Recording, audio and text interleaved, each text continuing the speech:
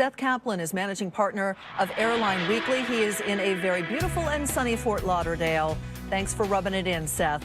A couple things to talk about. First of all, the delays, the big impact of these delays. And, you know, it is hitting the East Coast, but that affects travel all over the United States. It sure does, Sue. And, we're already up into the thousands of flight cancellations, obviously disrupting travel plans and potentially causing financial impact for airlines as well as they recover after this. Back with the polar vortex, we saw it took a while to get the planes and people back where they needed to be to get things going again.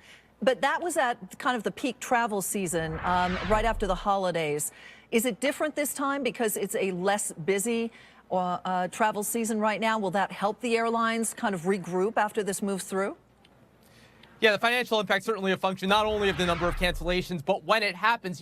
With the vortex, as messy as it was, and as much as it was indeed during a peak travel period, airlines got lucky there because it was when people were on their way home from New Year's. And so what happens is you don't have people saying, you know what, I'm just not going to travel because they had to get home. Whereas if you get it on the outbound, it can actually cost more. So what you have the revenue impact, and then you have the true profitability impact, which is generally somewhat less because when you cancel a lot of flights, you burn less fuel. So if most of the people travel anyway and you just kind of consolidate them onto a fewer number of flights, sometimes not too bad. The vortex probably, though, hundreds of millions of dollars in impact for the industry. This one probably tens of millions for the whole industry. Let's go to the second topic, which is some new rules that are being put into effect by the FAA at some of the country's busiest airports.